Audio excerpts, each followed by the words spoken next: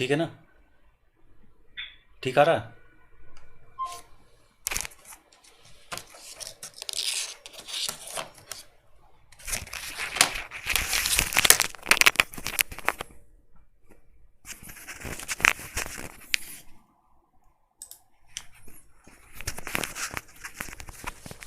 Good evening friends.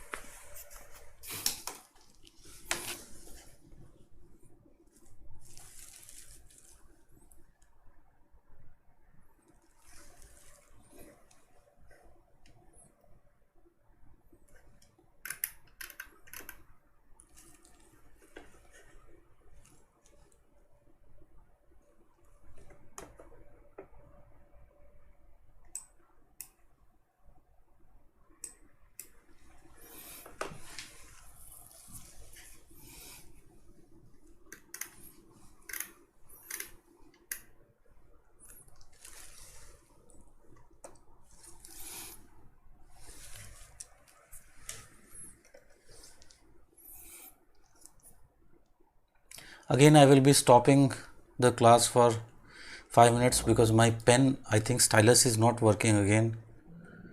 This problem is coming.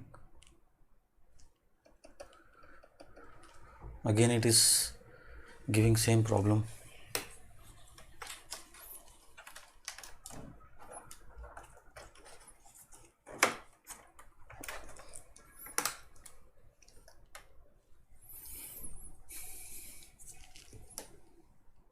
Okay, so I'll put, just please wait.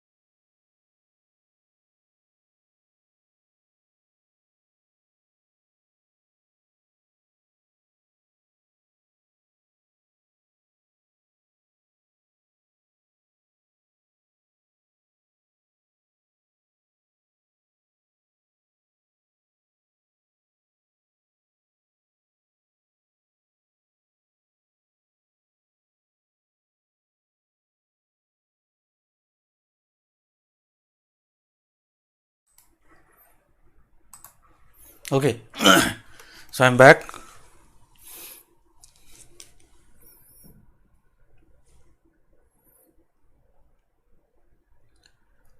Am I visible and audible to all of you?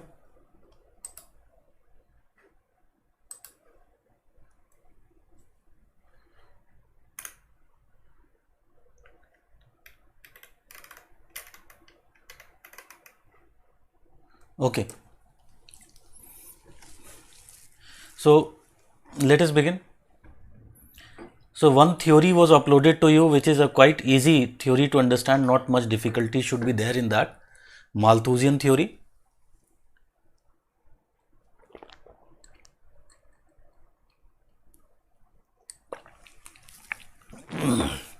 It is something which you also study as a part of general things, because Malthus, we can definitely say that was the person who started this study of demography. And again, so it is quite simple, and it simply tries to correlate how population and resource relationship that is existing. Okay, so if you have any problem related with Malthus, you can ask me now before I begin with the others.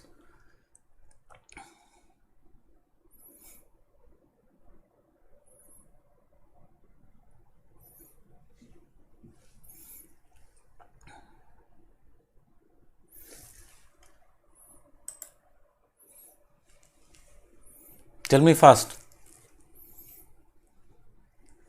I am taking up questions related with Malthusian theory.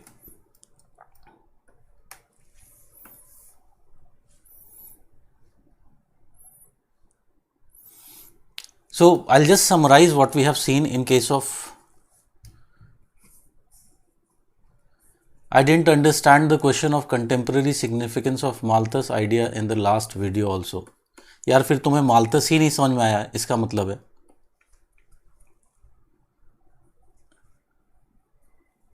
You need to again re-watch the video. You have the option. It is very clearly explained here. Contemporary means what? What is the now significance of Malthusian idea? So we took into account that his basic ideas related with how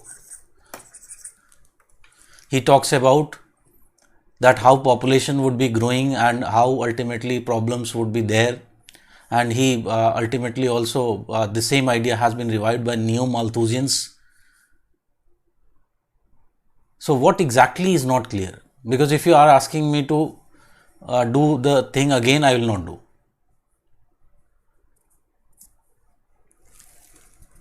Be specific in your question. Okay, so I'll just summarize what we saw. We saw one thing, that Malthus in an essence predicted that there is a carrying capacity, and ultimately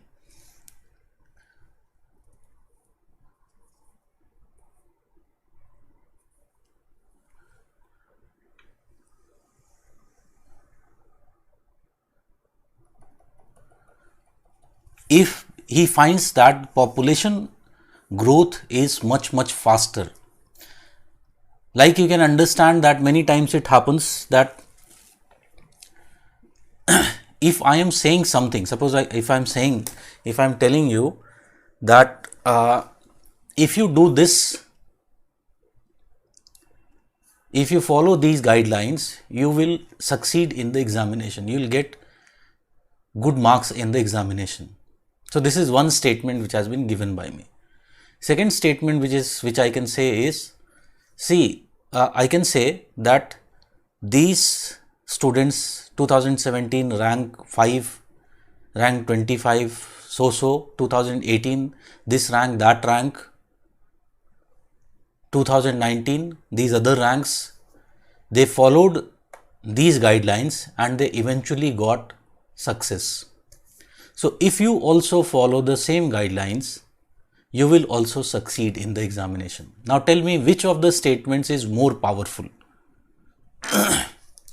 Statement 1, which seems to be more generic, or statement 2 which seems to be more specific? It is very clear that the second statement is more powerful and more compelling. It would convince more number of people. So can you understand what is the significance of of numbers that Malthus tries to put? The idea of arithmetic progressions, geometric progressions. If he would have not put those ideas of arithmetic progression, geometric progression, maybe his ideas wouldn't have been taken so much seriously. And we can find that we can define the study of population. We can call something which is pre-Malthus and which is post-Malthus. So much has been the significance of the Malthusian theory of population. Okay, so it should be taken in this sense. It is very clear that what Malthus was saying was more of it was exaggeration. And if you talk about Malthus, however, if we just leave those numbers which have been put forward by Malthus, it has been well and truly proven that those numbers are wrong. Even some numbers were later given by Neo-Malthus. I have in the video I think talked about, there was also Neo-Malthusian discussion. So the same thing was also put up by the Neo-Malthus in new sense. That Neo-Malthusian, one of the Neo-Malthusian theory will be later studying in the case of economic geography, and that is limits to growth theory. So similar type of numbers were also put up by limits to growth. Again, we find that they didn't verify.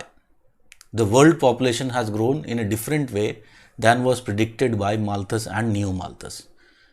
Okay? But there is something which is essence of the theory, and the essence of the theory says that there is the carrying capacity of the planet. If you breach the carrying capacity of the planet, ultimately what will happen? Ultimately, there would be what Malthus says, talks about, is there would be application of positive checks. There would be application for the positive checks. Okay? So that is how these positive checks are very important concept that we have to basically understand. Although we have also seen, if you remember, I think I have discussed in the video that when we are talking about population and resource relationship, it is not so much simple. And population and resources are tied together by three factors. Not only population, but there are two other factors which intervene. One is the factor of technology and the other is the factor of affluence. I think I have talked about this in the evaluation process. Yes or no? फटाफट बताओ मुझे.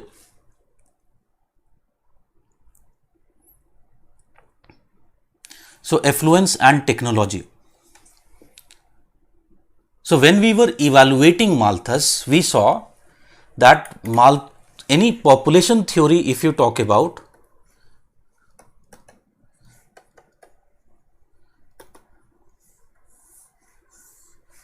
can I say the utility of any population theory or population idea is judged from the fact that one, how much it is able to explain the demographic processes.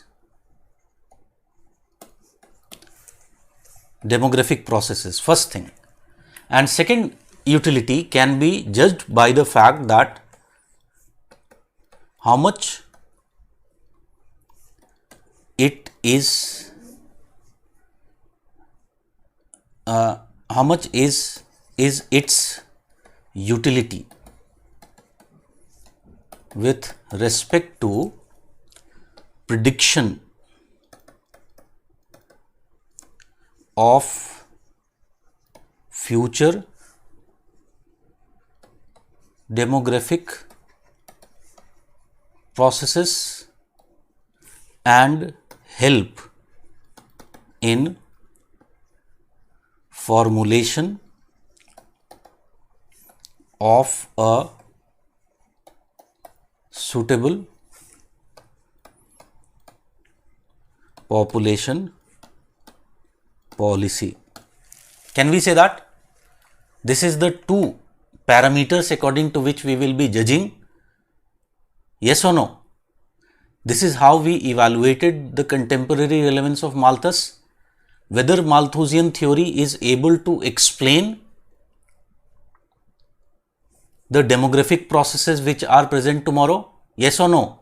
So, if you remember, I talked about here the idea that some followers of Malthus, which are including the today what we call them as Neo-Malthusians, what they are arguing, they are talking about number of examples. They are giving example of environmental degradation,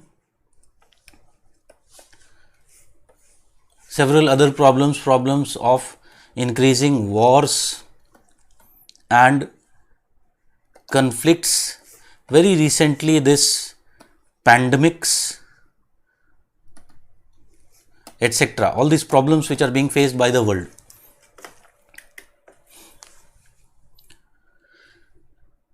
So, they are arguing that all these represent what? They represent what Malthus talked about as the positive checks. Yes, but once we talked about this, we also said that how this idea is highly simplified.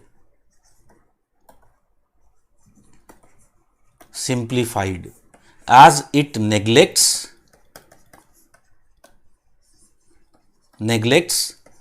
the factors of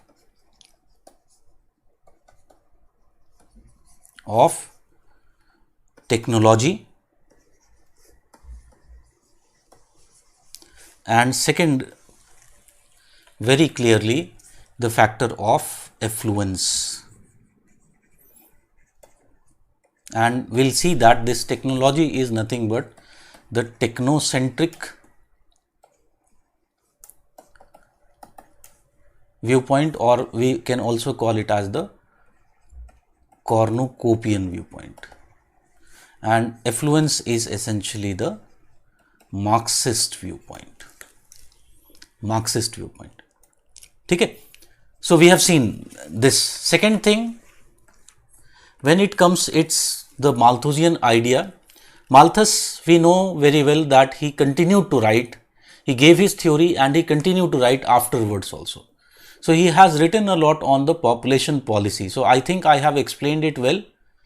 The population policy, उसमें बताया है, yes or no? Tell me fast. Yes, Malthus' idea was basically that economic policy should become the population policy, and there was no need for separate dedicated population policy. So, we have seen that if I have to appraise this, we can say that yes, how in the developed world it has worked, historically how it has worked in the developed world, and even we can say that today developing countries are also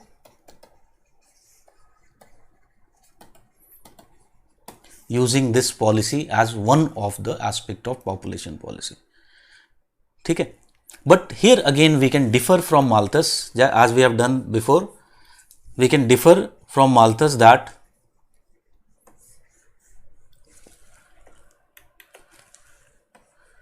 economic policy is essentially what? Economic policy is only one aspect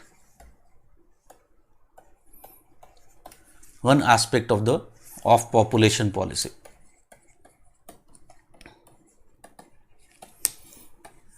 As we can see in developed world today,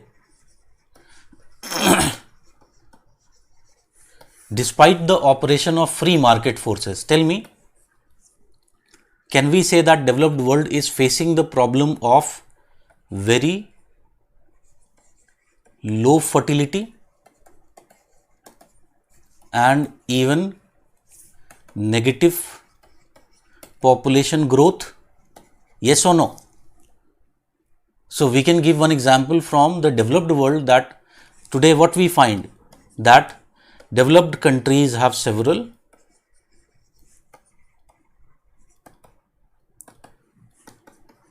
declared or state sponsored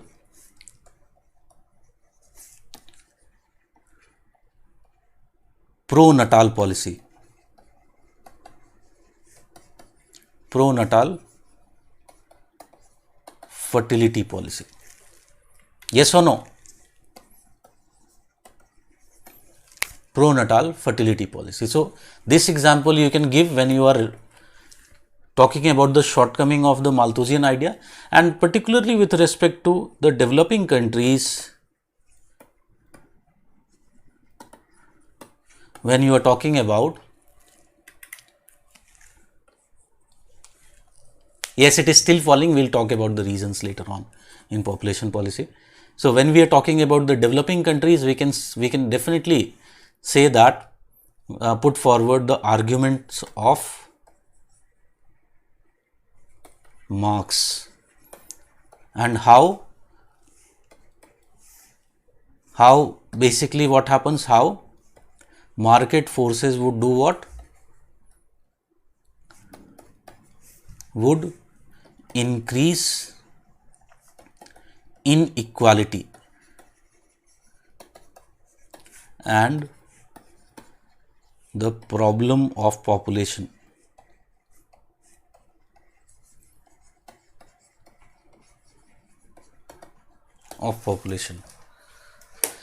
So there must be what? There must be some intervention by the state itself.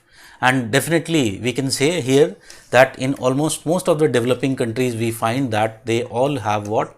They have also declared population policies. Okay.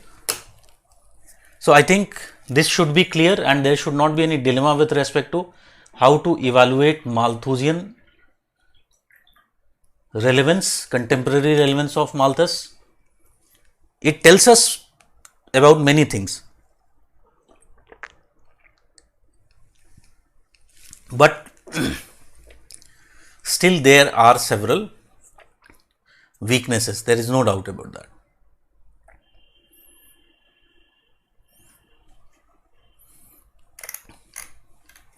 Okay. So let us do one more question related with this, if it is clear to you. And this question is,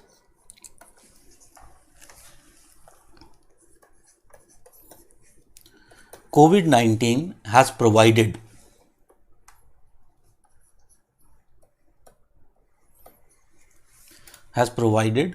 boost to the idea that Malthus was indeed right about the concept of positive checks.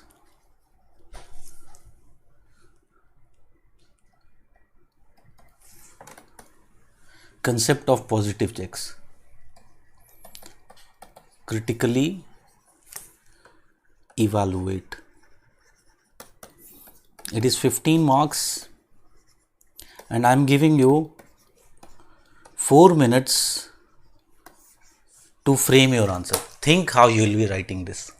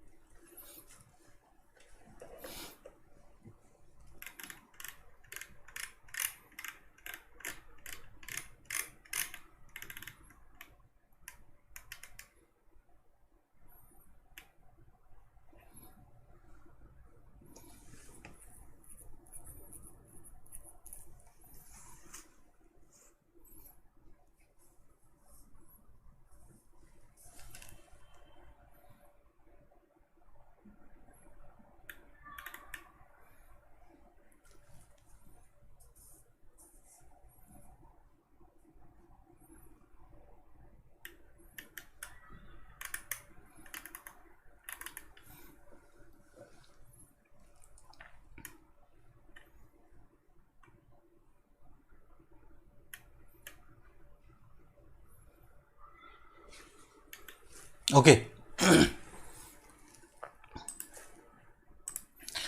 So here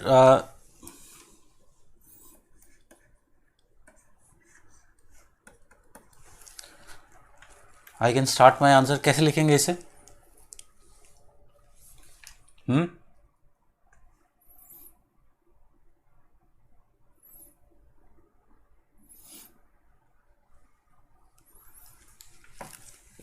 Anyone? So it is saying that COVID-19 has provided boost to the idea that Malthus was indeed right about the concept of positive checks. Critically evaluate.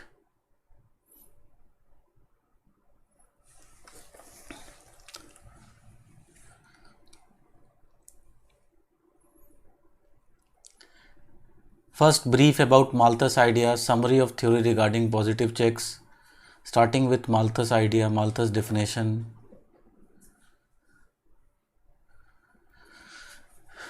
I cannot see anywhere in this question which has here it is asking that you explain Malthusian idea or explain the positive check. You have to relate it with COVID-19 as far as I can know from this question.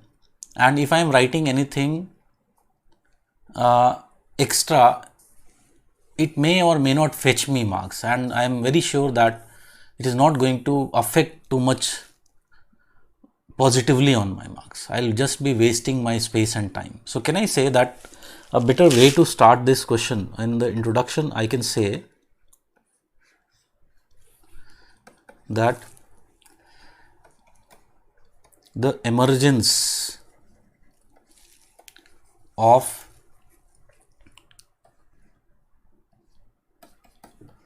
COVID-19 has brought to the forefront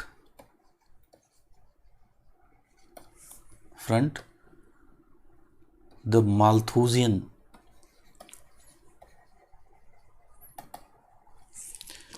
view of positive checks. Neo-Malthusians and doomsters, they are also referred to as the doomsters, who talk about impending doom, argue that COVID-19 is result of rapid rise of population. In fact, one thing we can do, introduction को इतना ही छोटा रहने दो, and from here you start with the main body.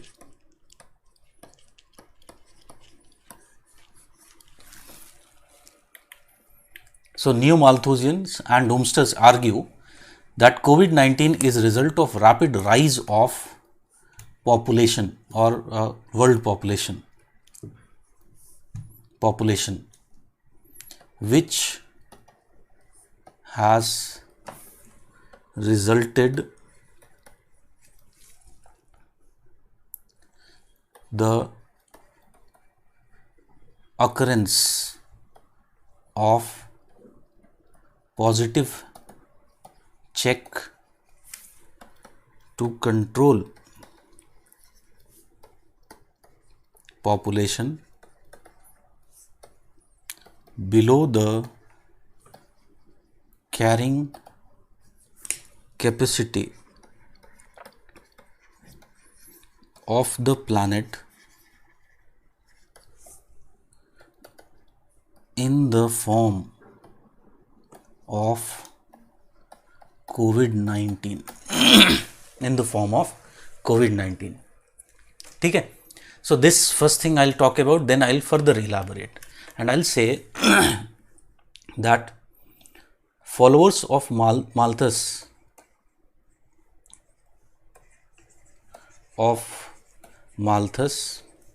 are arguing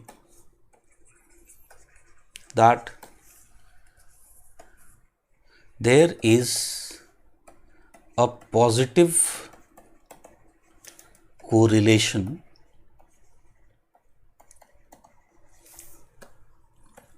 between the population density and rise and spread of pandemics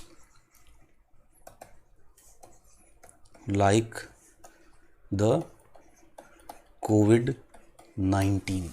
So this is what is the main argument of the Malthusian followers. So Malthus followers are basically saying what? That if we look into the pattern of the rise of these pandemics and their spread, it becomes evidently clear that there is a kind of positive correlation with the population density. So if we look into, for example, tell me,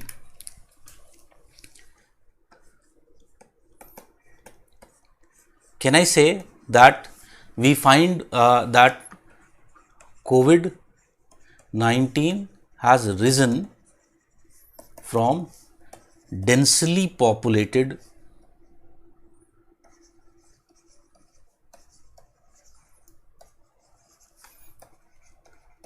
Wuhan region of China? Yes or no? It has risen from this densely populated Wuhan region of China. In fact, if you talk about the in case of China, we find that it has been the emergence place of several pandemics in the past. Like for example, if you talk about, there was SARS which was there. Also, they argue that if we look into the spread of the pandemics, most affected areas are the densely populated urban regions.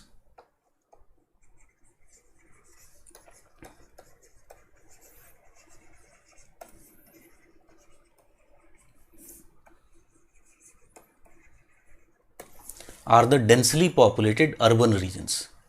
And for this, we can talk about, several studies have shown that how pandemics more affect those areas where there is higher population density. For example, one of the studies which was conducted, so this is a relationship between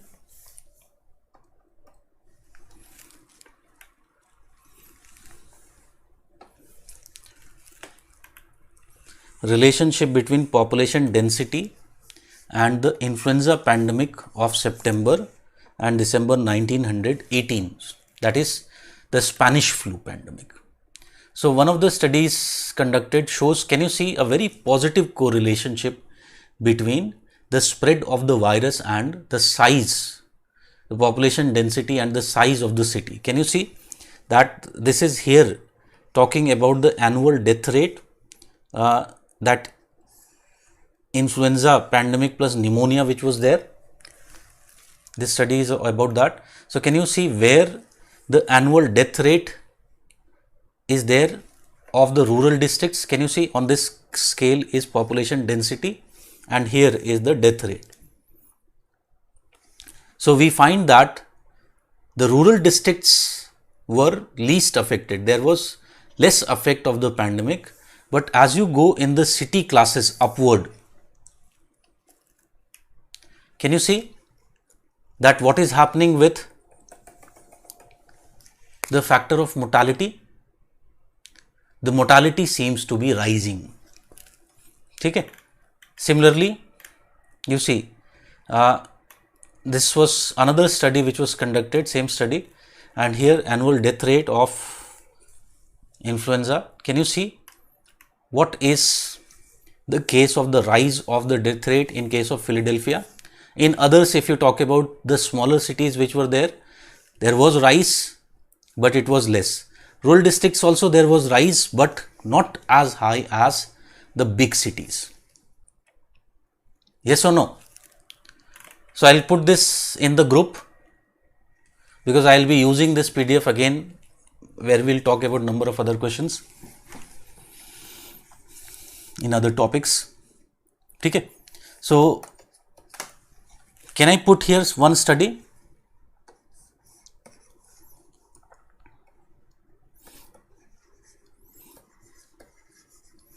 Study of Spanish flu in USA,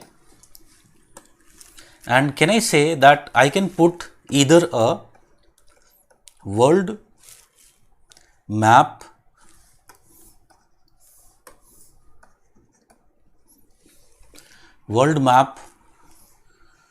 or even India map will do, and here a comparative map of density of population, and if you talk about the spread of COVID-19. Yes or no? Tell me fast. ये map तो easily मिल जाता है. Like if I just say 1 minute.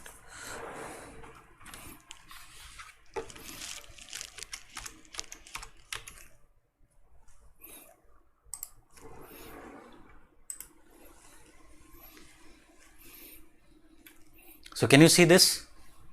covid19.india.org. It gives us the map of India where there is this population, how it is spread. And 1 minute, one more I'll show.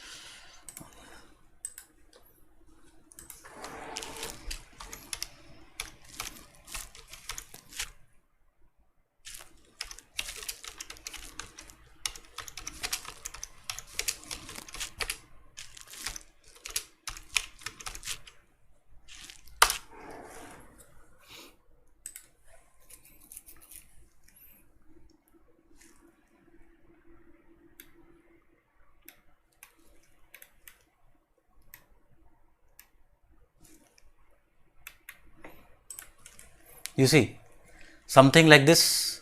This is the population dot map of India. Can you see this? Here it is more becoming clear.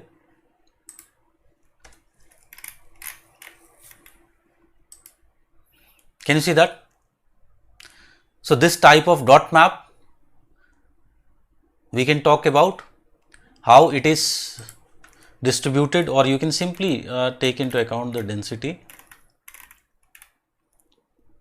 map of India, because ये density वाले map को हम बाद में बात करेंगे, इसमें हमारे मटेरियल में होगा.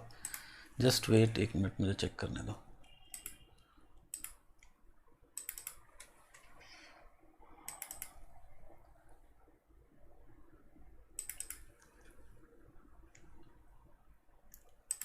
I think it is there. Yes or no? Tell me.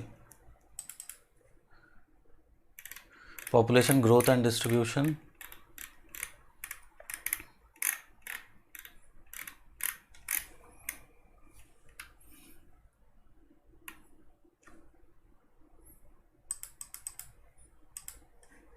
So you see, how population distribution is present in case of India. This is how the population is distributed. This is the population distribution map.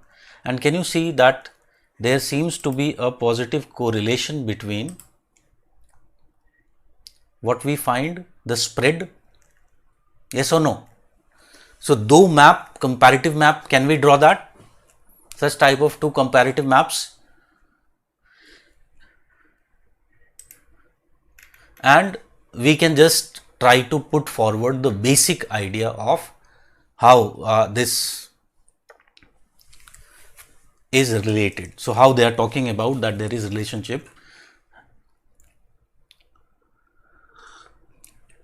There is difference between density map and the distribution map.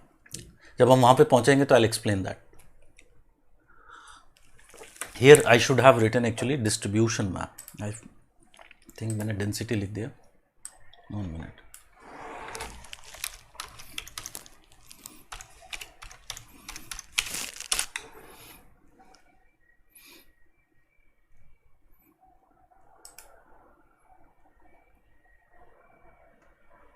You see, so something like this, it is the distribution map.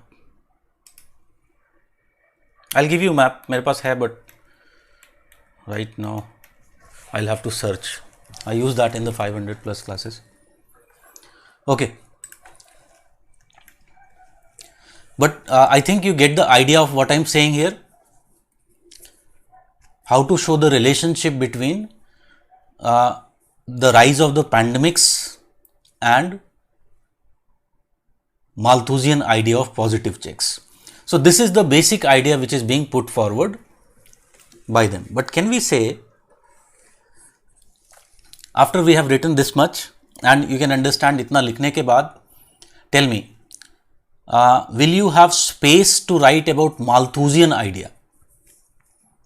अगर मैंने starting में, if I would have written what is positive checks, what is the basic theory of Malthus, can I say कि I wouldn't have been able to put forward these evidences, these diagrams, maps?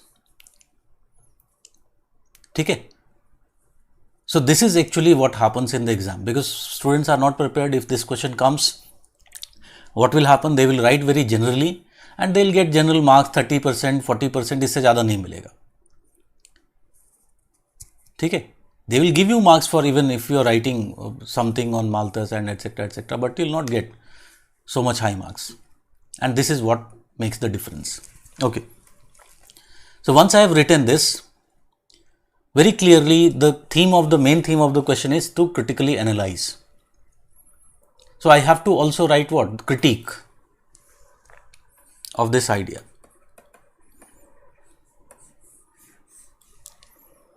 ठीक है? So, can I say that in analyzing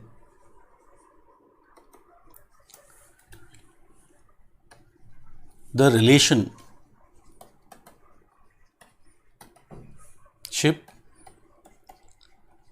between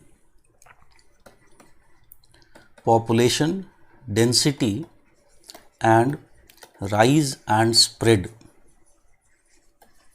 of pandemics, several doubts arise.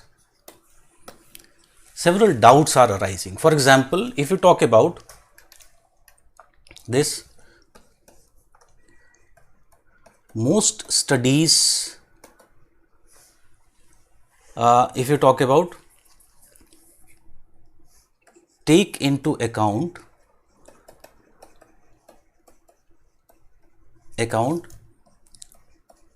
population density of an area. But can I say, however, we know that population is not evenly spread. Yes or no? Suppose we are saying that India's population density is very high, but can I say it is actually, if we look into, there are large patches where the population density is quite low. It is not evenly spread.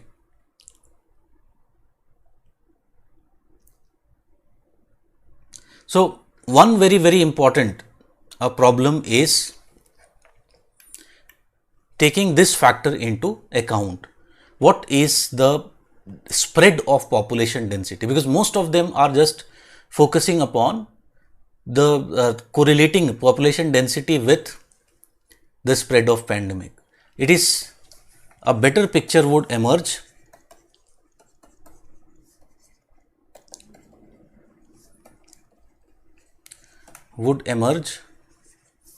with population distribution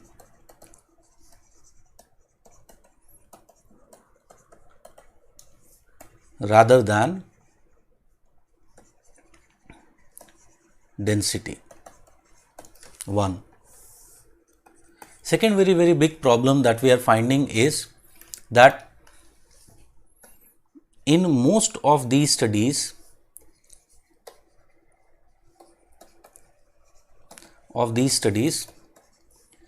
the initial susceptibility of the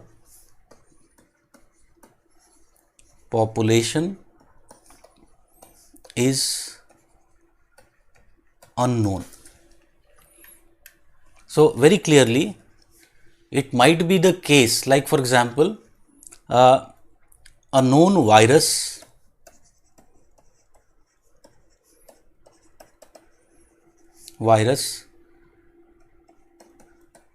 re-emerges, and if there is re-emergence, can I say that earlier people would have been exposed and thus would have greater resistance, and thus what will happen? Thus the impact of the virus would be lower, and vice versa. So, again, this is one thing which should be there in these studies. We are looking into the technical problems of the studies which have been cited for this. There are several other problems, like for example, in most of these studies, what we find that the other parameter which is chosen is death rates. Death rate is correlated with population density, and if you talk about, can I say, when we are talking about death rate, it is function of several other factors. Like it is function of diffusion of disease, whether the disease was able to diffuse in that area or not. Other factors, like for example, it can take into account availability of medical infrastructure. So, better parameter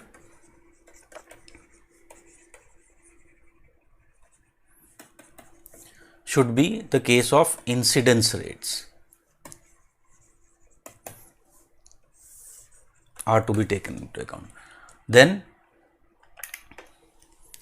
there are habitat differences.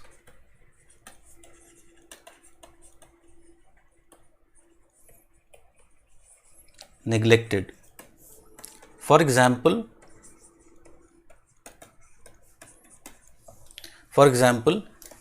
in certain climates,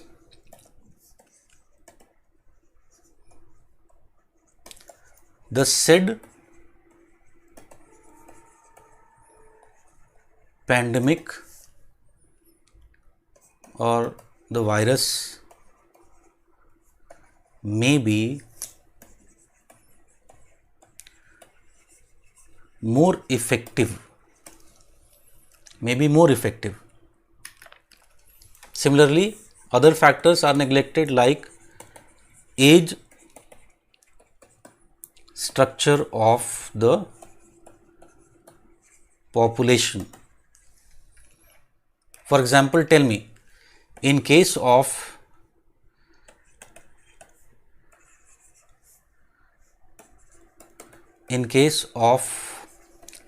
COVID-19,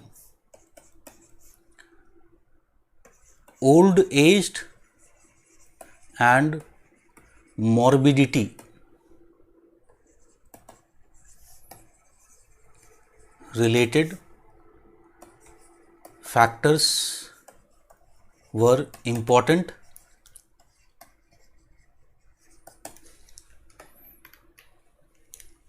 Yes or no?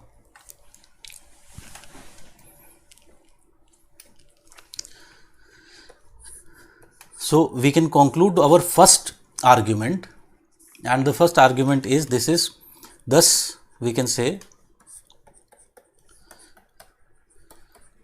the technocentrics or the cornucopians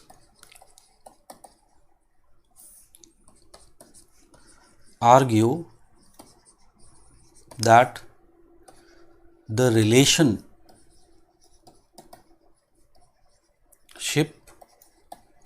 put forward by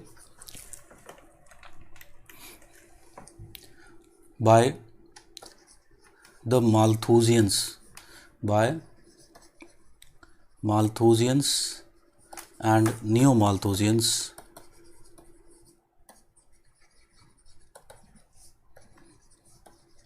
with respect to population density and spread and rise of pandemics is over simplified. It is oversimplified. Several factors like access to technology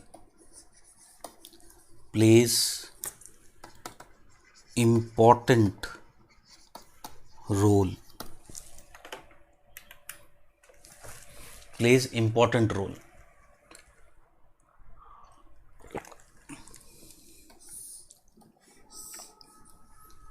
So there are technologies which are what? Technologies which are more damaging to the planet, and it is mainly, there are technologies which are more damaging to the planet and environment, and these become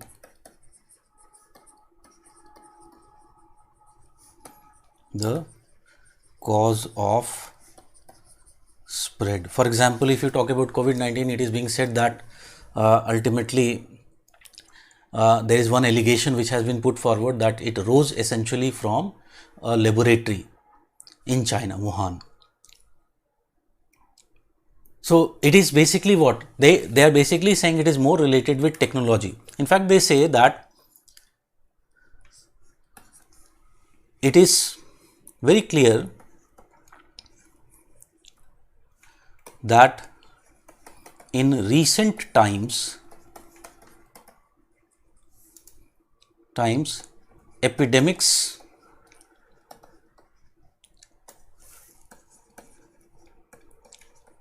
pandemics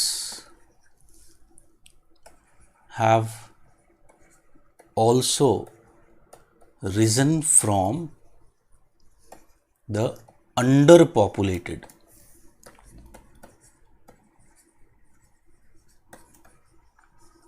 regions of the world. Underpopulated regions of the world. So tell me examples, कौन से दे सकते हैं हम?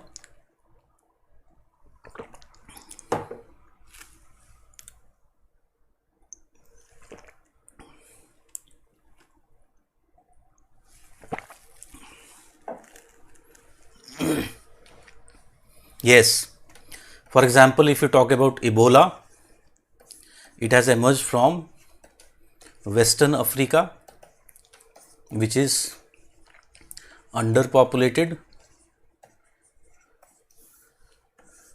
If you talk about the Zika virus, it seems to have emerged from South America, which is again the underpopulated region of the world. So what we find, we are finding that several such viruses are also rising from underpopulated regions of the world. So we cannot say that there is a kind of direct relationship between population density and the rise of the virus. Okay? So this is one argument which has been put forward by the technocentric. Can we say that second idea भी हमें put forward कर देना चाहिए? Similarly, we can say Marxists argue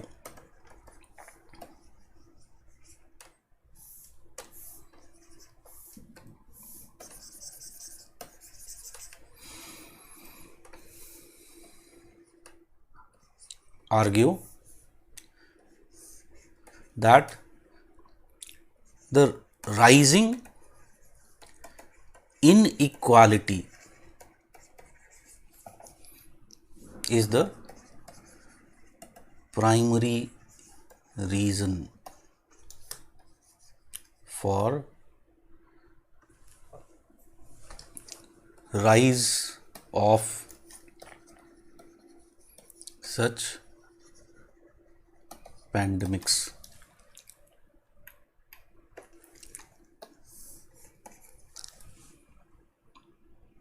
Yes or no? For example,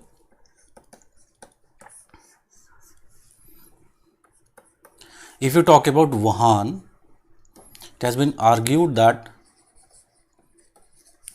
it emerged from the wet meat market of China, where due to poverty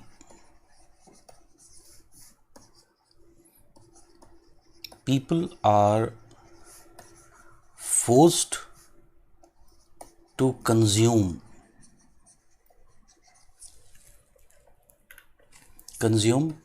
variety of wild animals, and this increases the threat of such pandemics. In fact, we know that inequality and poverty has forced several forms of land use changes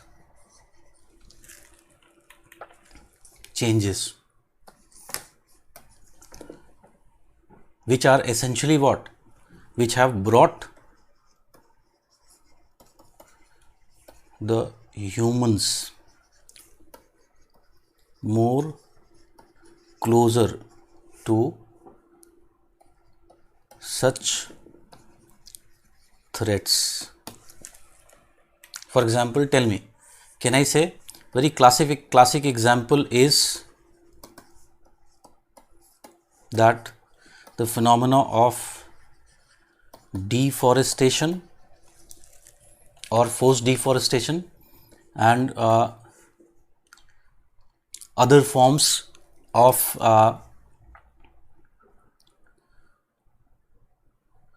spread of agriculture and plantations. Yes or no? Tell me. Can we say that this would bring population more closer to such wild animals, and will it increase the threat of zoonotic diseases?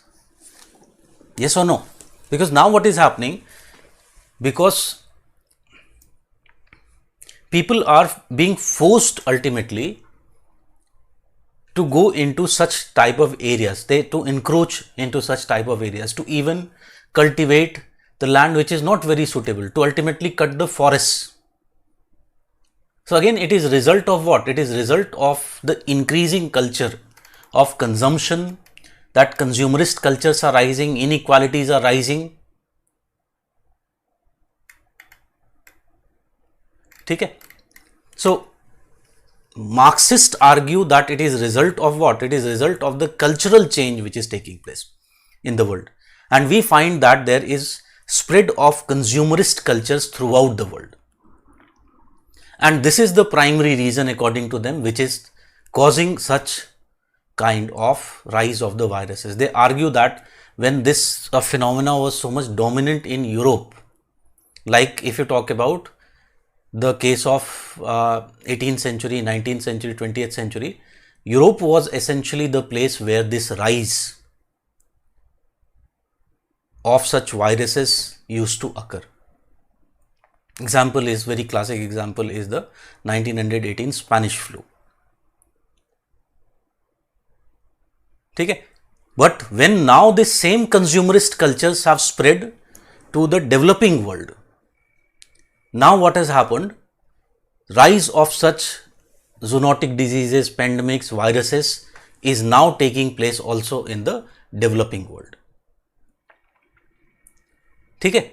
So again, that is basically the case of the Marxist. Yes, so many things you can talk about. Jhum cultivation was present before also, but today what has happened? The cycle of jhum cultivation has become shorter. So now, before they used to reach the same land after many years, now they are coming back to the same land only after a short period of time, and that is what is leading to the degradation of the forest. So no doubt, ultimately there are these type of changes which have allowed basically what? Which have allowed the rise of such kind of pandemics to be there. So इसमें अगर मैं चाहता तो और arguments दे सकता था. For example, technocentric वाला जो point है, I could have given several other arguments. Like for example, one technological argument, if you would have read, you might have given that what is being said, that such rise of the pandemics is more related with the technological factors and the biological evolution of these viruses and other parasites which are there. So for example, if you remember, it was very much in news that how Obama talked about that in 2000, just before 2010, there was SARS outbreak, and ultimately he was one of the persons who talked about that normally what happens, these viruses mutate and they would re-emerge after a period of almost 10 years.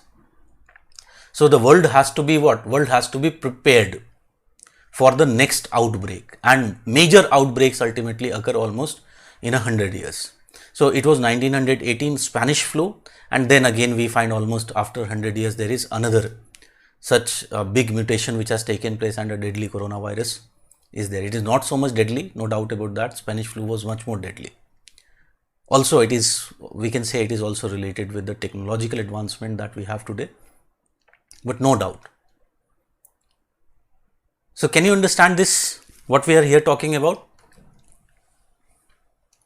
Now tell me, अगर मेरे पास इतने सारी चीजें हैं लिखने के लिए, do I have a space to essentially talk about Malthusian theory? I don't think you have space. What we have talked here, you just try to write that in a 15 marker, 3 pages you will get.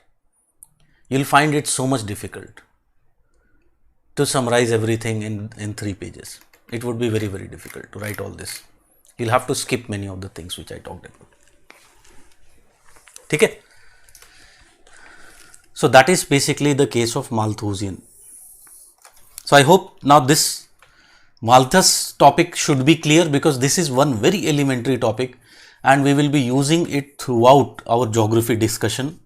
Not only in population geography, we'll see how much useful it is in environmental geography. When we talk about resources at several places, it will have its huge utility.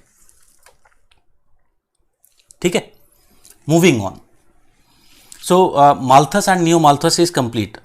Tell me one more thing. In the video, because वो last batch का video था, what I started after Malthus and Neo Malthus, was it Marx theory of surplus population? Yes or no?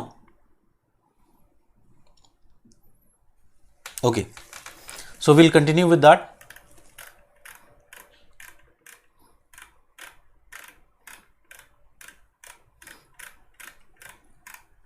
Or I start with biological theories. फटाफट मुझे बताओ, because I have given you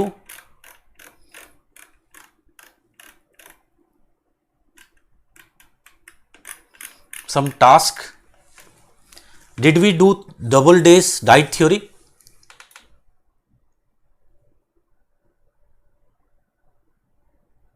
Except मतलब yes, okay, that is good. So we completed double days,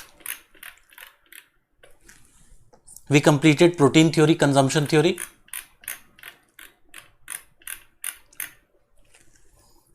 Michael Thomas Sadler's destiny theory. Okay, Marx also we have discussed,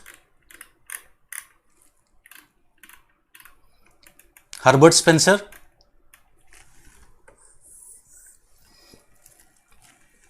tell me fast. Spencer bhi I think I would have discussed then.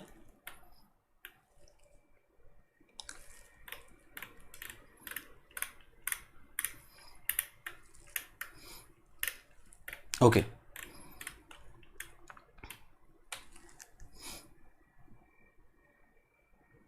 Herbert Spencer नहीं discuss किया. Only Dumont is left, ना? Okay, thank you. So this we have to complete. First, I think I started with Marx, because Karl Marx theory of surplus population. Okay.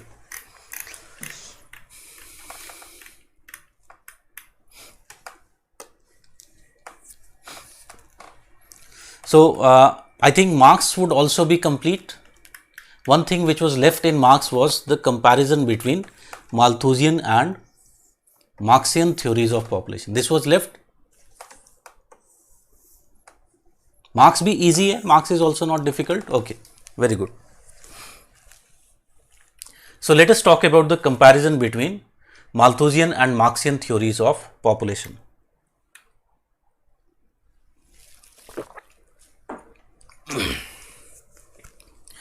So you can see number of similarities are there, because when we are talking about comparison, comparison is about both similarities and differences which exist. So first we'll talk about the similarities. So one similarity that we find in both of them have recognized a kind of negative correlation between wages and the birth and death rates. Both of them, it is very clear. Even in case of Malthus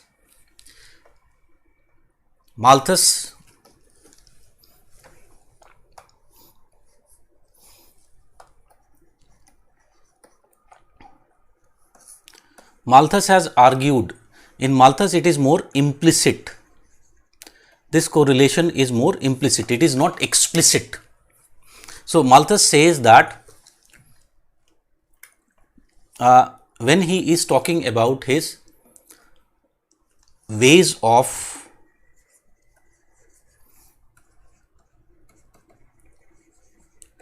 controlling population, so what he talks about? He talks about that the corrective checks which are there, he talks about that the same type of discipline, the same level of discipline which is present in the middle classes needs to be instilled in the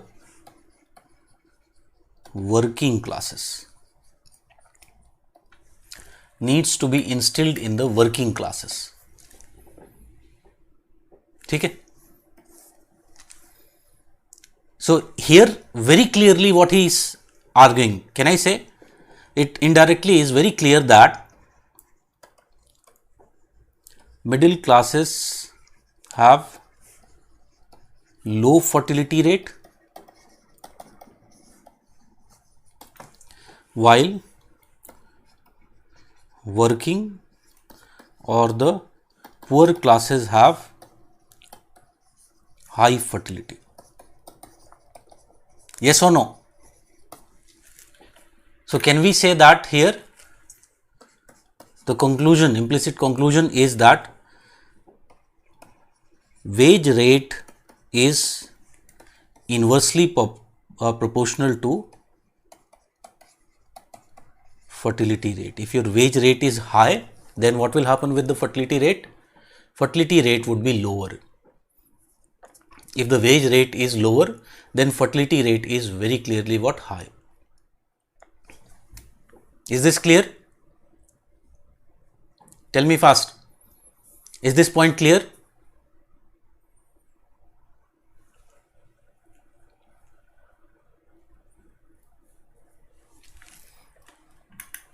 And we already know that in case of Marx, this is essentially what? It is the starting point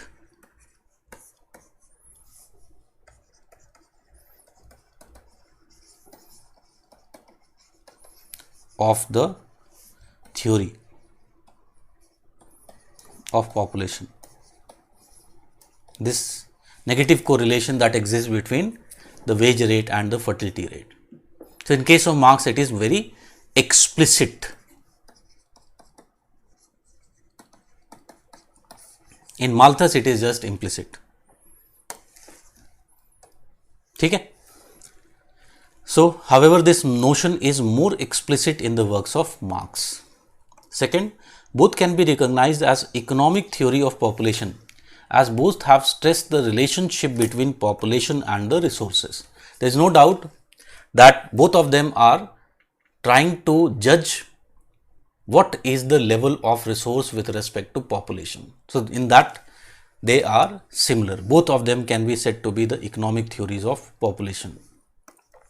Both seem to have underemphasized the role of technological development. इसको cut कर दो. I'll just say it is actually wrong. Just please cut this.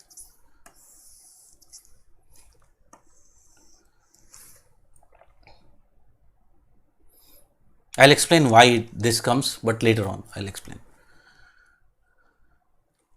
So we can say that there are mainly two similarities in case of Malthus and Marx theories, but there are several dissimilarities.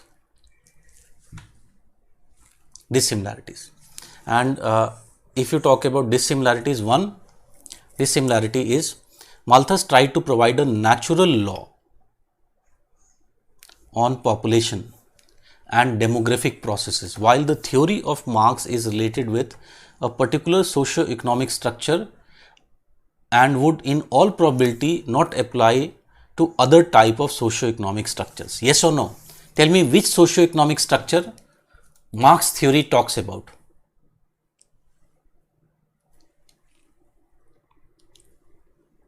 It is capitalistic structure.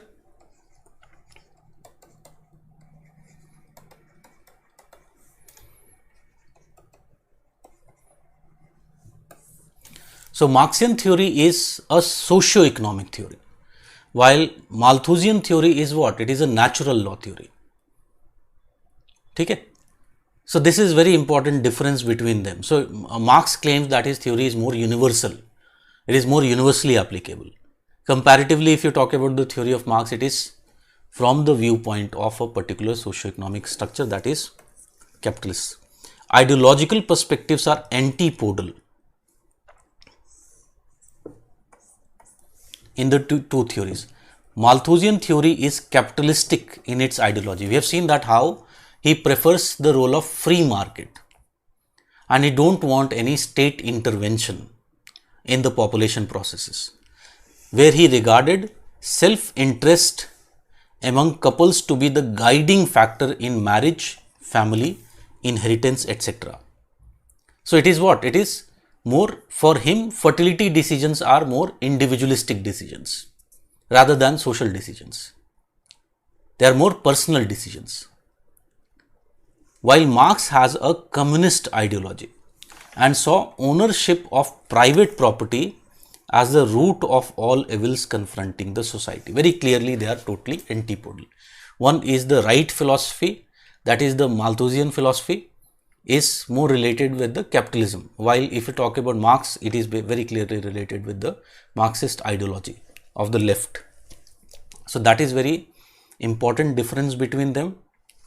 Third, Malthus theory gave relation between wage level and population growth as only as passing reference, while Marxian theory starts from this relationship. अभी हमने बात किया था, we have seen that how the relationship between wage level and population growth is the key factor in the Marxian theory to explain how the population processes would be progressing. So this is one difference between them. According to Malthusian theory, population problem and inequality are space dependent, while Marxian theory is based upon historical materialism and visualizes these problems to be more time dependent.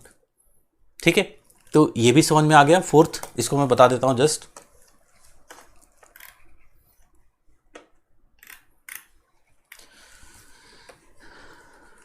If you talk about Malthusian theory,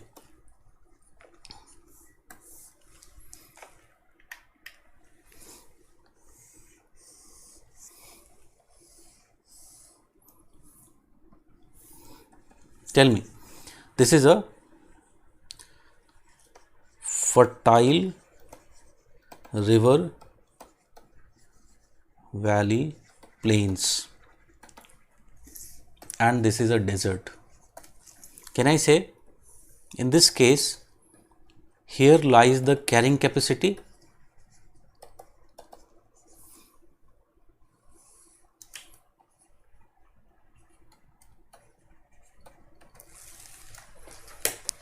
Yes or no? So tell me where population problem would arise earlier.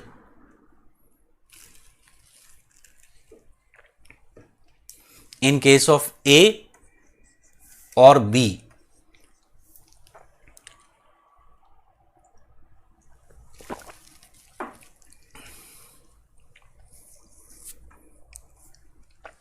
It is but obvious that it would be arising first in the desert. So can you understand the point that how Malthusian theory is more space dependent? So the basis of Malthus says what? The basis of this theory argues that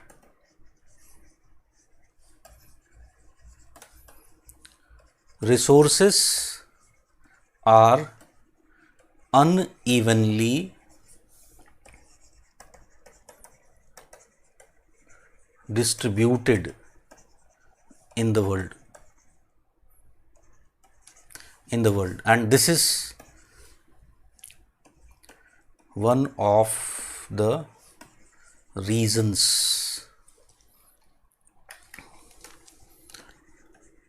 why population problems would be more acute in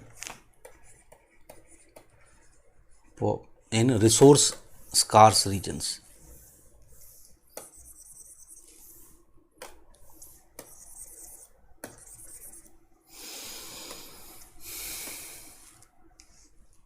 Some problem has happened यार tab में.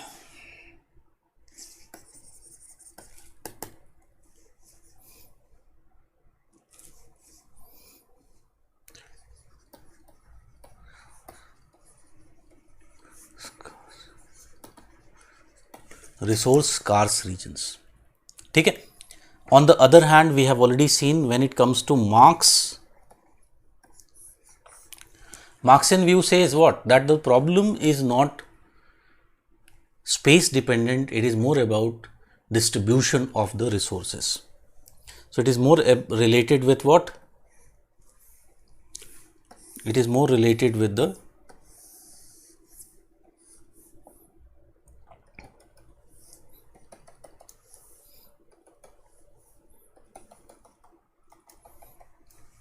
idea of historical materialism. So tell me, where population problems would become most acute?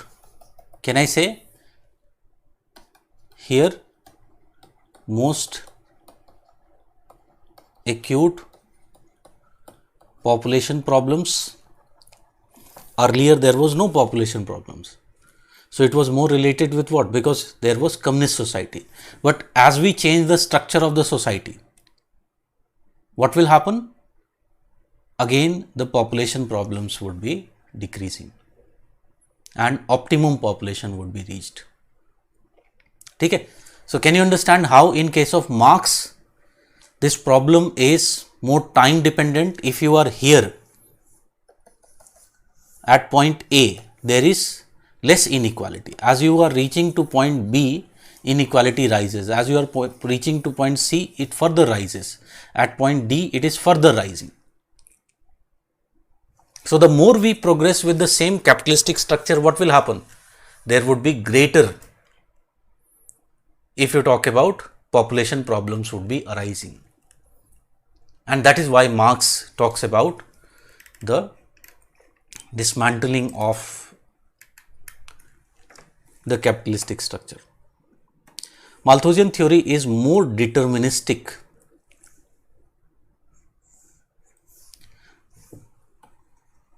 While Marxian theory has more possibilistic orientation. Yes or no?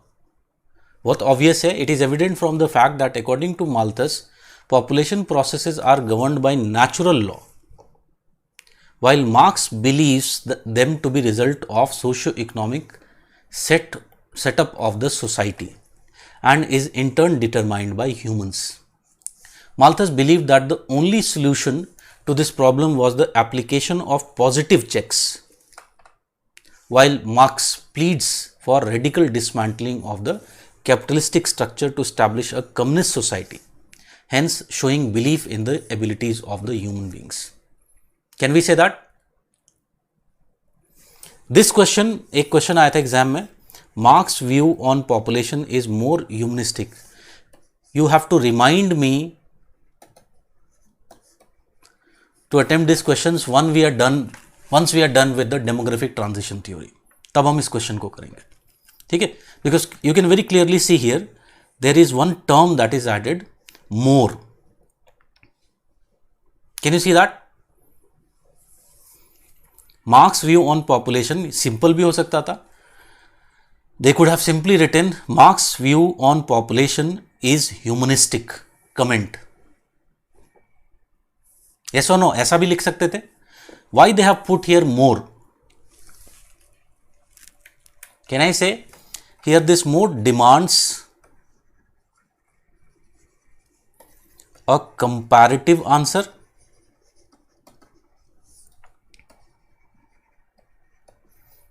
Yes or no?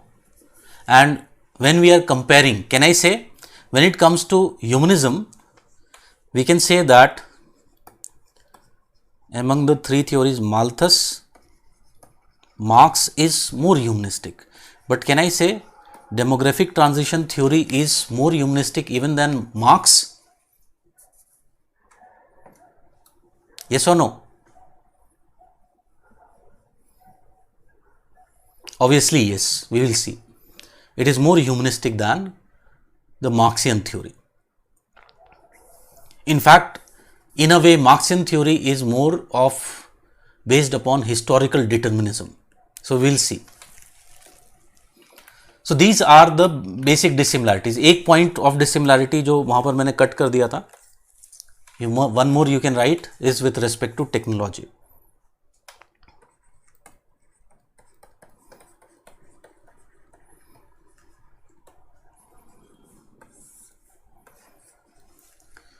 So, can we say that in case of Malthus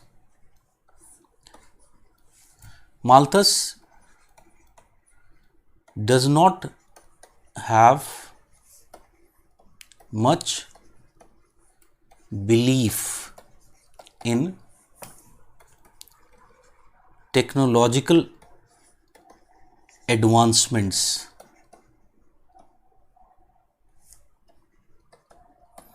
in solving the problems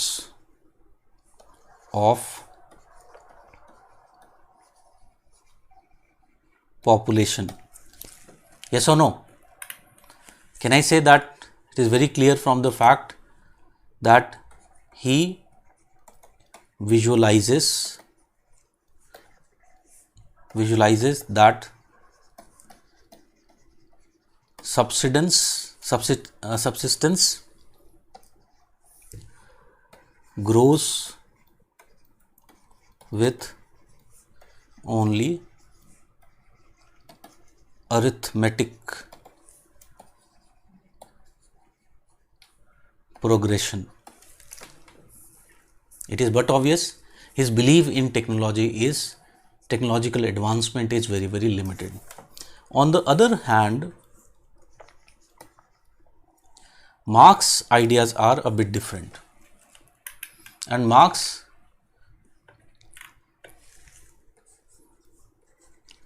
believes that technological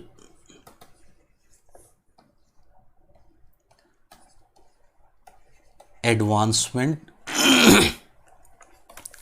has the potential to allow resource growth to keep pace with the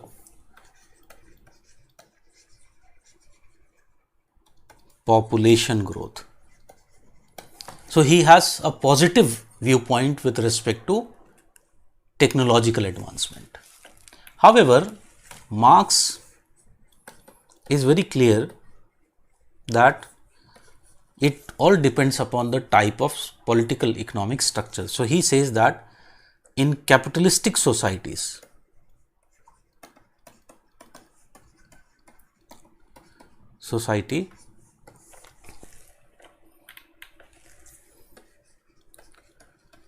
technology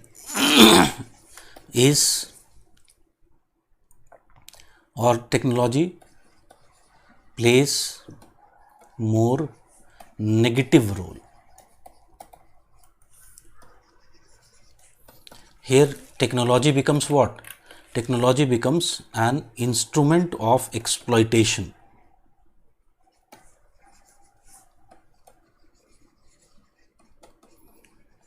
Exploitation of poor by the rich. Tell me, can I say with technological development is there rise of unemployment?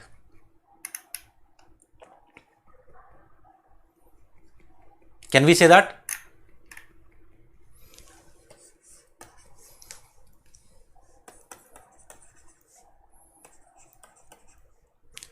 Development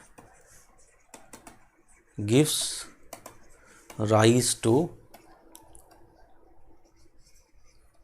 unemployment. It essentially gives rise to unemployment and further perpetuates the problems of population and inequality. Perpetuates the problems of population and inequality. ठीक है?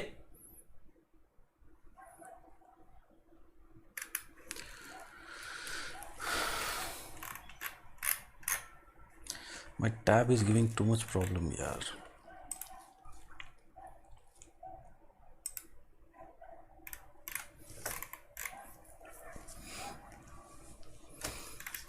So, when it comes to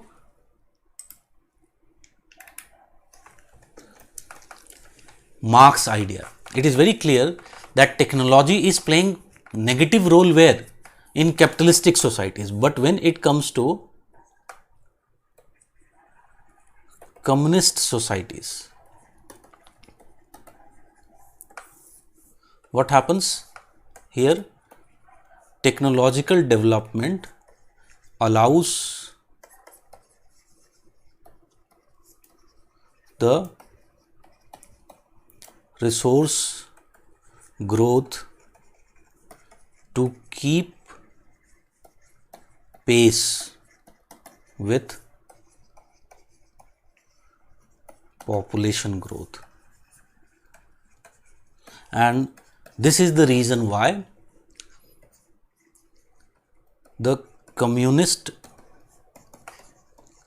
societies continue to be in optimum population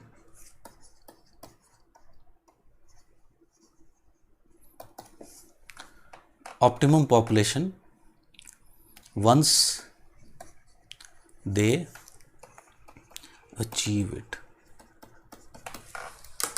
once they are able to achieve it. So, can you understand the difference with respect to technology between the Malthusian idea and the Marxian idea? ठीक है? So, this is the basic idea of Marx. Now, if you have any problem related with Marx, you can ask me now.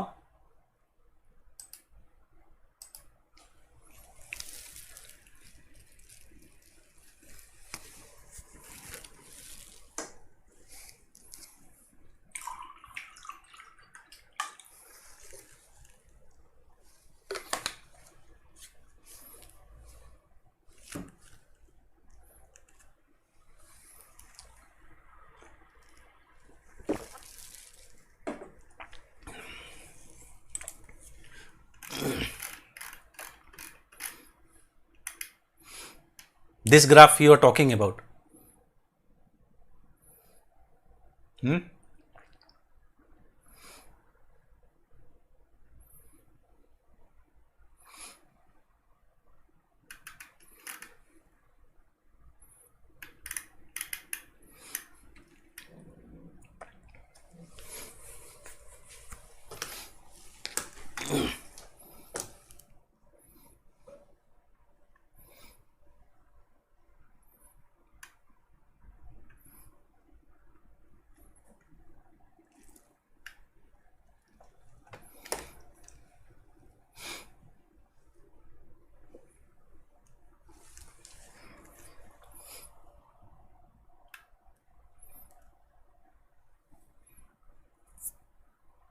Okay so it is written यार, यहाँ पर सब नीचे लिखा हुआ है, उसमें क्या नहीं समझ में आ रहा.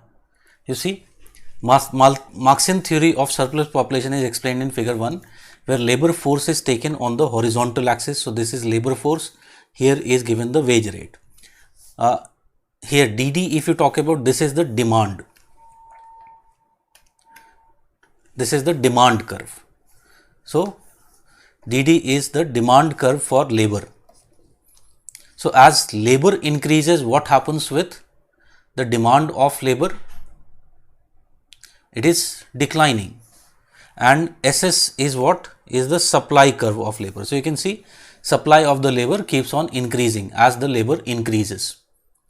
So at the wage rate OW, that is here OW, there is increase in the industrial reserve RB or surplus population equal to RA.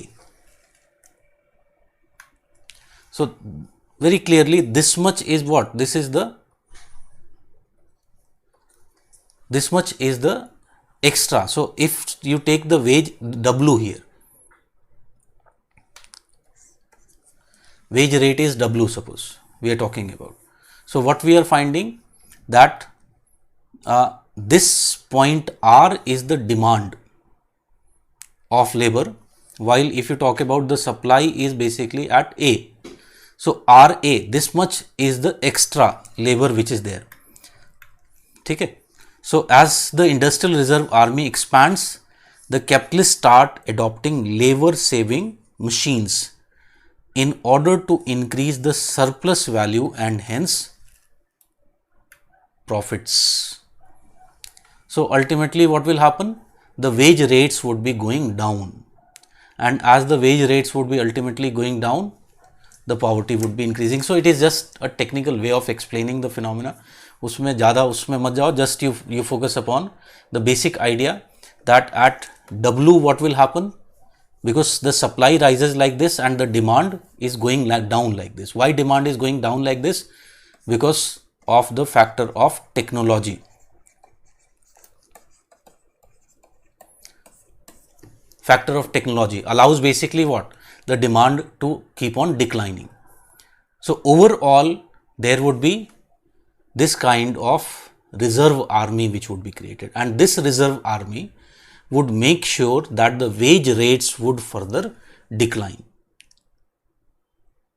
ठीक है, सीधी सी बात है. If there are more number of people to work for the same thing, some would bargain that I will be able to work even at cheaper rates.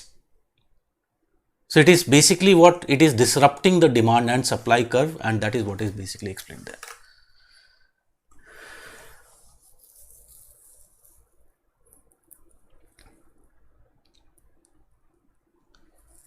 Sonia Agnihotri asks, did Marx neglected any bad in human being?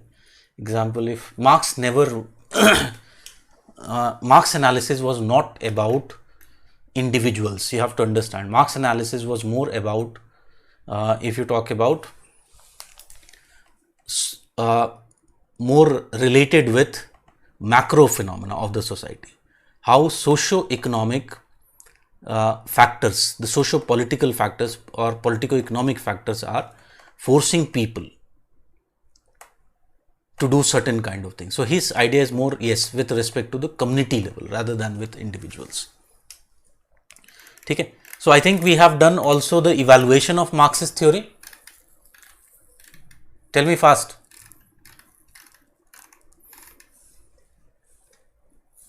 Okay. So then we'll move on to the next, that is the socio-economic theories of population.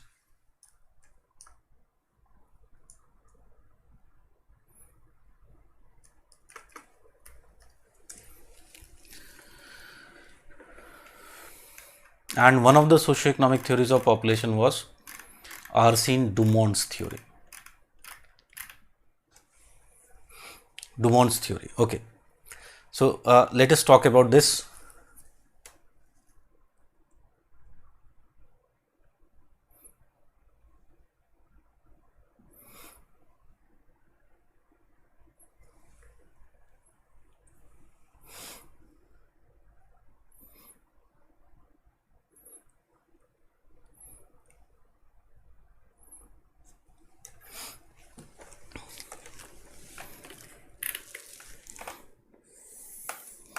So now we are going to talk about the socio-economic theories of population. Socio-economic theories of population. And if we talk about the socio-economic theories of population, very clearly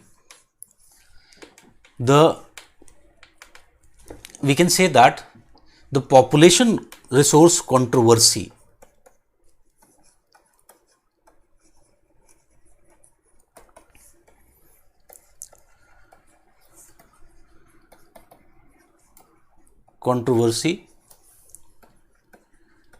which was started by Malthus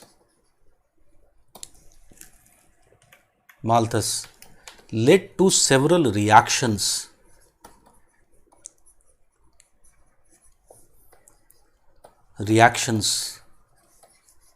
from scholars who had a more humanistic or socio-economic orientation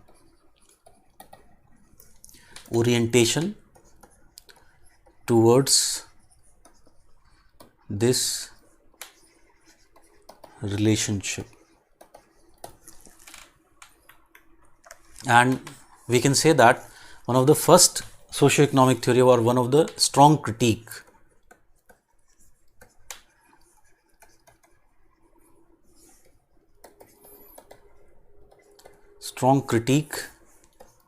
rose from Marx' theory of population. So Marx has not mainly criticized the if you talk about the population theory of Malthus, he actually criticized the ideology of Malthus. He criticized the capitalistic society. So from there we find that there are also undercurrents of the theory of population. So one of the theories we have already discussed. Okay, and this was further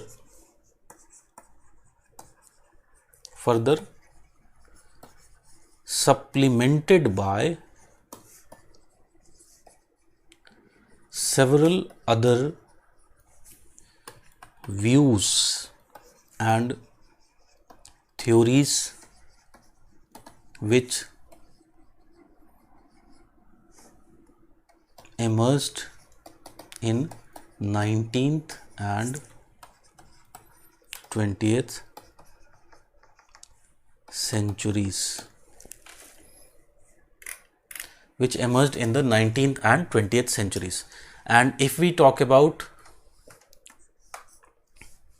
important among these,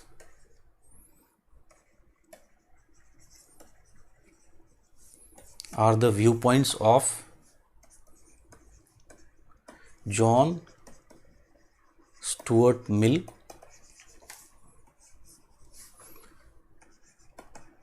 Arsène Dumont. He gave a theory of social capillarity.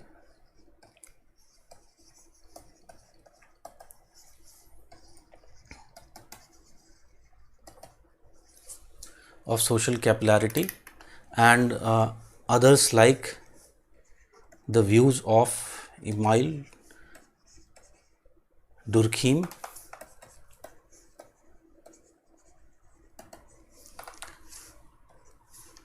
others like the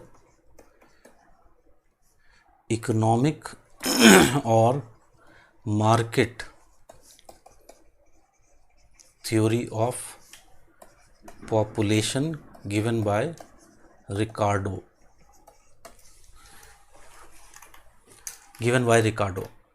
Okay, so these other than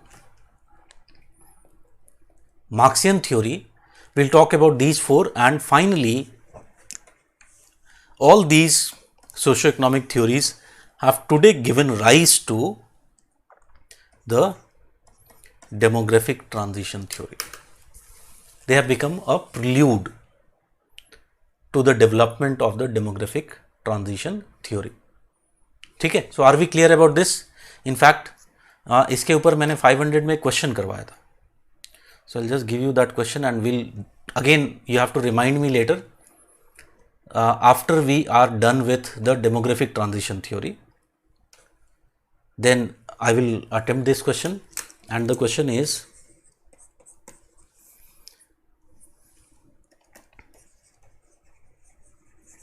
several socio-economic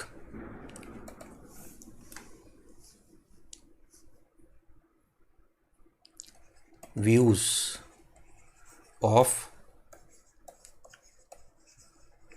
population growth provided a prelude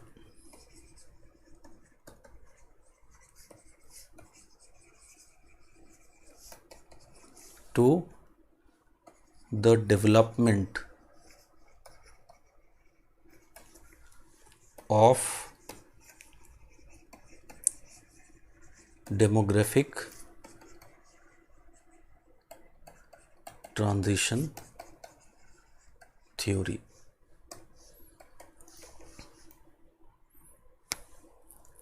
Justify. 15 marks.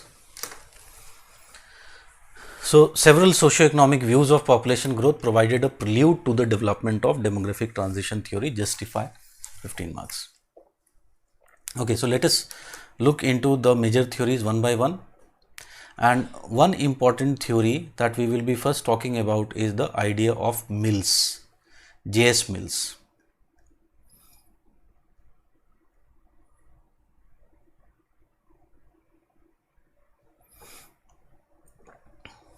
Okay, so we'll start with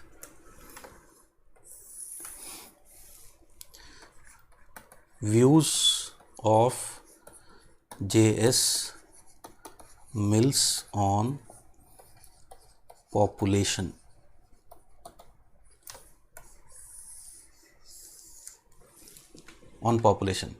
So very important thing was Mills. It is not written in the material, so I am writing here. You also write accepted the Malthusian calculations with respect to the potential of population growth to outstrip or to outpace the food production.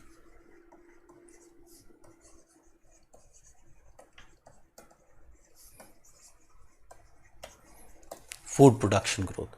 So, with respect to the rates, he accepted that the ability of population to grow compared to the resource growth or the food growth is higher. He accepted this viewpoint of Malthus. However,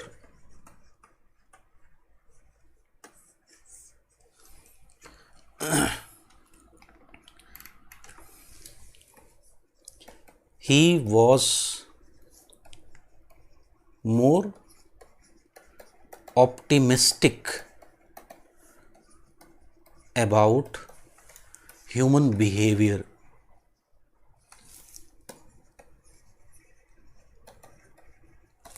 He was more optimistic about human behavior. So,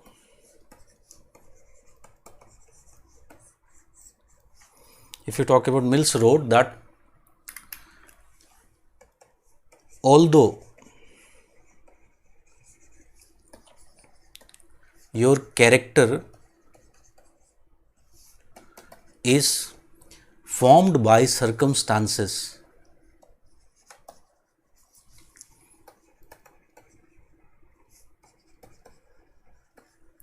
by circumstances, one's own decisions, one's own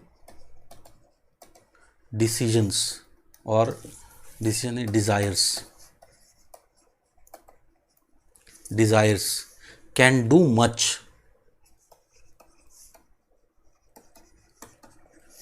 to shape circumstances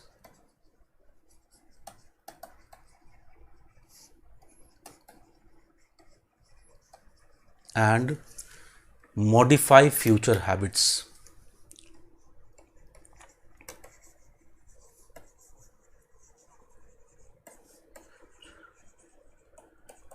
And modify future habits. So very clearly, if you talk about Mill, didn't had the base of Mill was not deterministic, he was more of possibilistic orientation. ठीक है, unlike what was the idea of Malthus.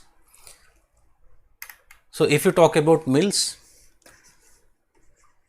basic thesis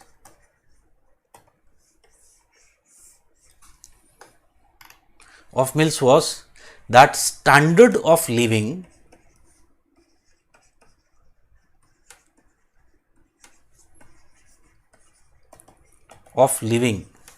is a major determinant of fertility levels.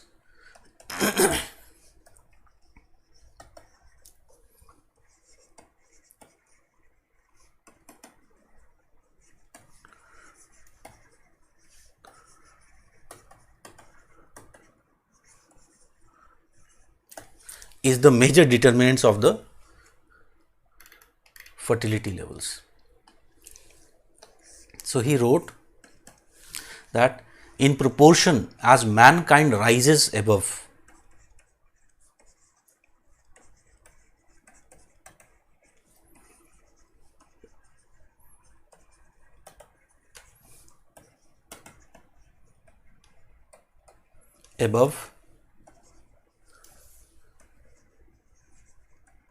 the condition of the beast,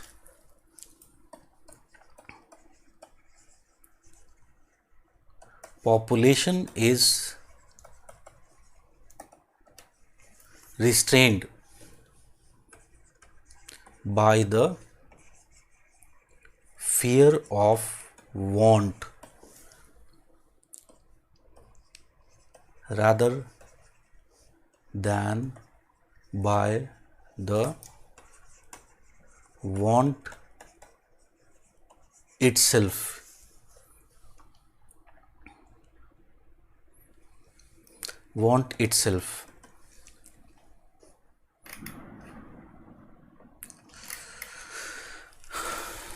Even where there is no question of starvation,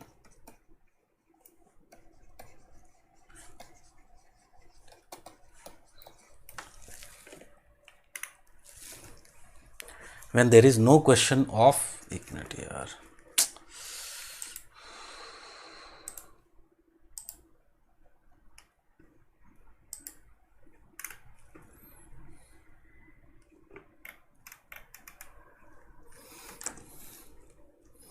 I don't know why it is hanging.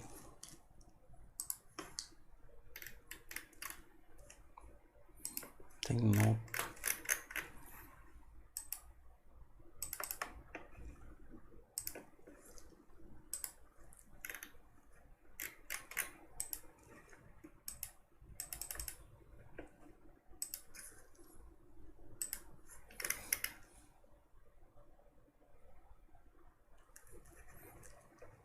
Yes, one note is hanging here.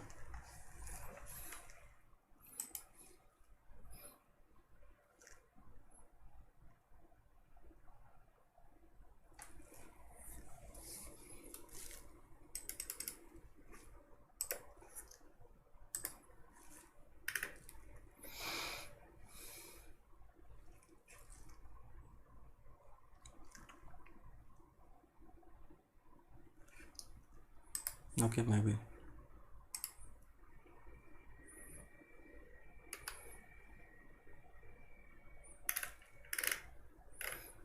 गायब ही हो गया. I think it was not saved.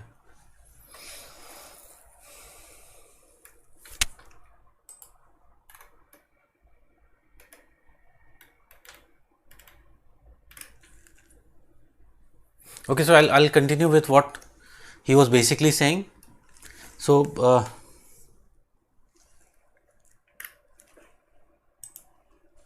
he was saying that even when there is no question of starvation,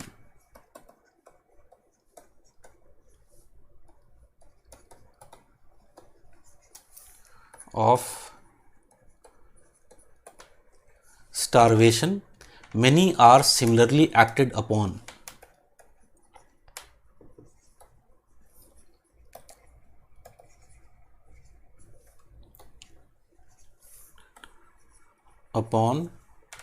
By apprehension of losing decencies of their situation in life.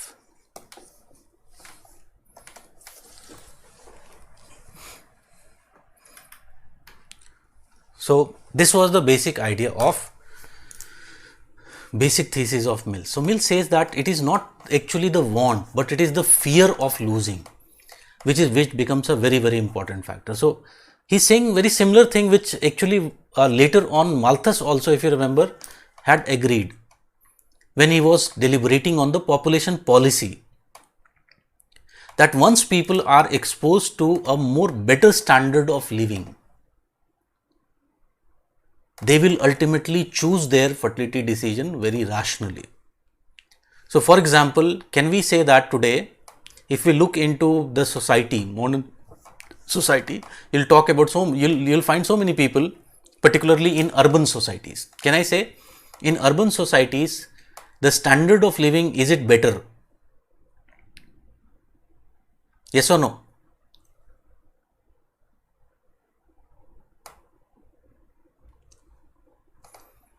It is obviously better.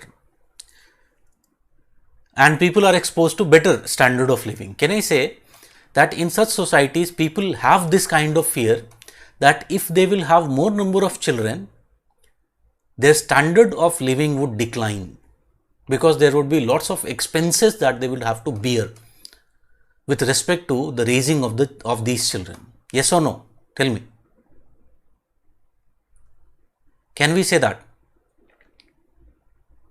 So there is this kind of fear or apprehension, and because of this fear or apprehension, essentially what happens, people by themselves, they change their behavior with respect to fertility.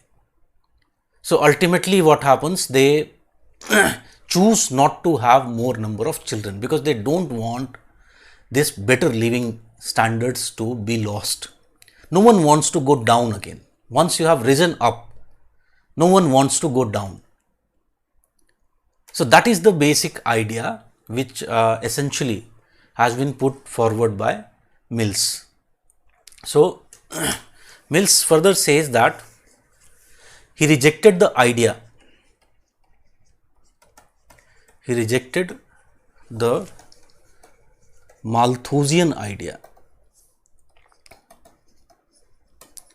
that poverty was inevitable, or Marxian idea that it is creation of capitalistic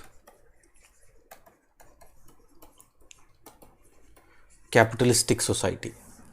So he rejected both these negative ideas of Malthus and Marx. He argued that people do not propagate like swine,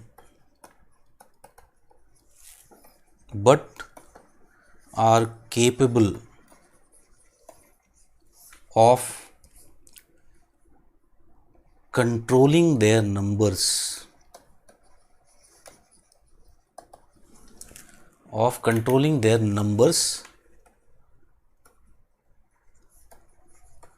although in varying degrees. If population growth becomes higher than food supply, there are two options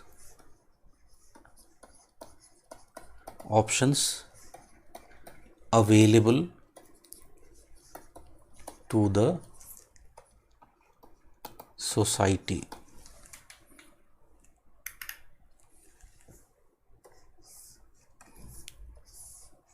One is to import food, second essentially is to export people.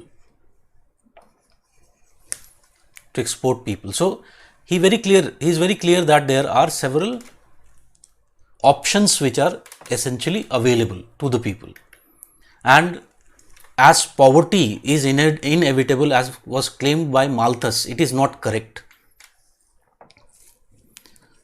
So Mills further says that in an ideal state, all members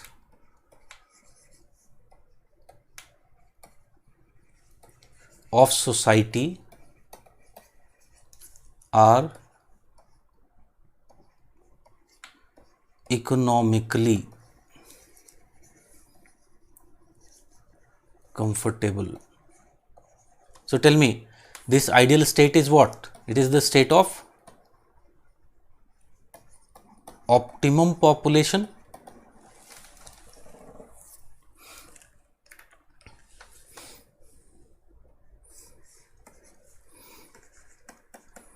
at this point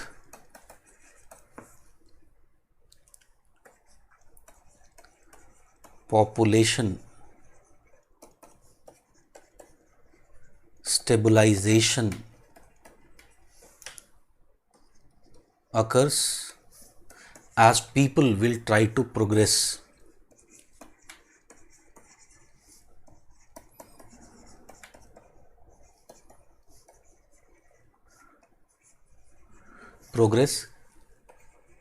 Culturally,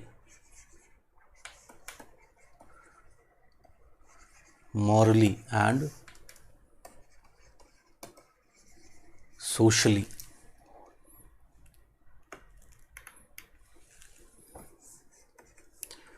Instead of attempting continually to get ahead economically. Okay, so at a level will be reached where people will have a kind of economic standard where money will not be the main issue, and the main progress people will try to make is in cultural, moral and social fields. And it will be this point where what will happen, the economic competition, which a kind of cutthroat economic competition which goes on in the society today, it would stop. And ultimately, as a result, what will happen, this would give rise to, there would be dramatic improvement in the living conditions of the poor. living conditions of the poor.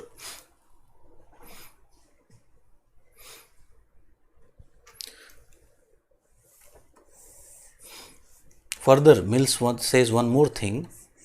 You can understand that Mills has not given a theory of population, he has just presented some ideas on population geography or demography.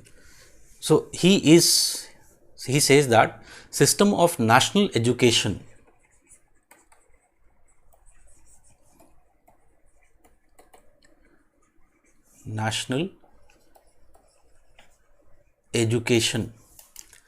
for poor children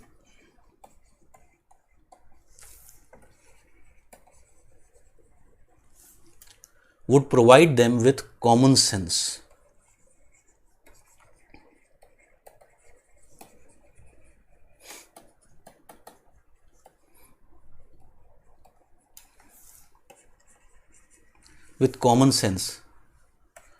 to refrain from having too many children. So tell me, can I say in this idea, Mills, does he differ from Malthus? Yes or no?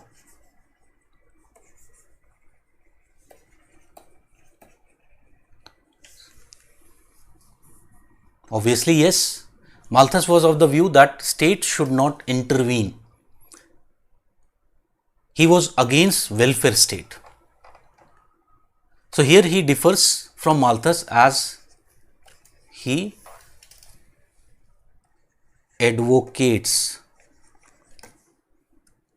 for a welfare state.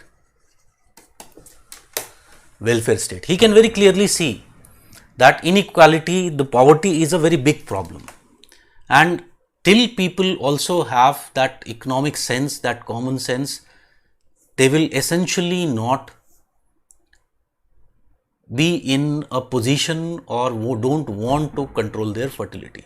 They would be able to control their fertility only when they get that chunk of that profit, only when their living standards increase.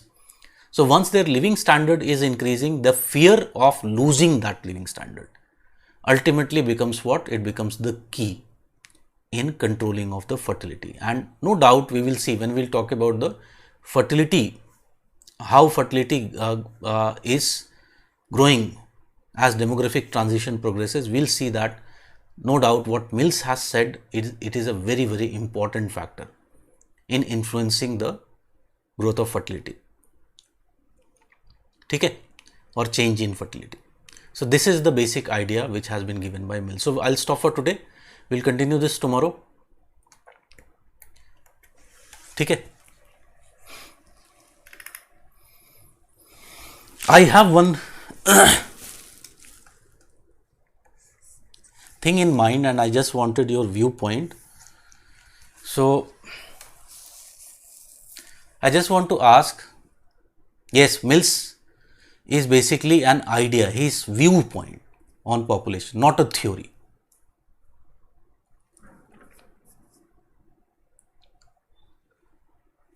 Okay. And I'll put voting in the Telegram group, and this is about the timing of the class. I am seeing that what problem we are facing is that because it becomes very late in the evening, and now it is because winters are here, so it is like quite late becoming. Okay, so one is because this week I will be finishing up my 500 classes, so I will have time, quite amount of time. So maybe I was thinking we would be able to shift in the morning, but again, if there are issues, if some people are already having classes in the morning or some other issues, then this cannot be implemented. 7 p.m. इसलिए नहीं हो सकता है because we have more than around 150-160 students from the ALS group, and all of them are having their evening class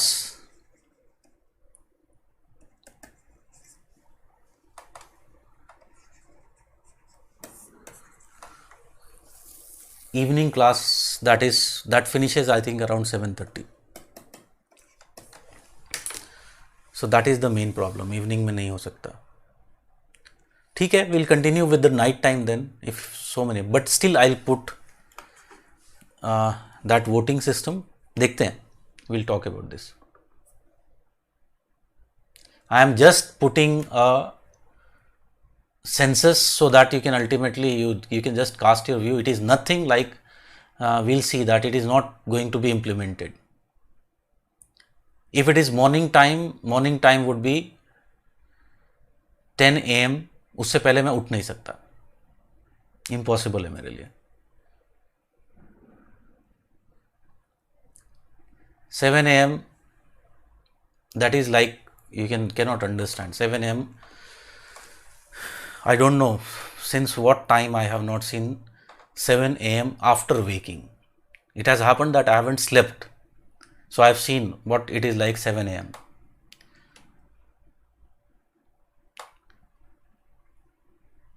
ठीक है, okay, will not implement, but still, because maybe I'll think about the next batch.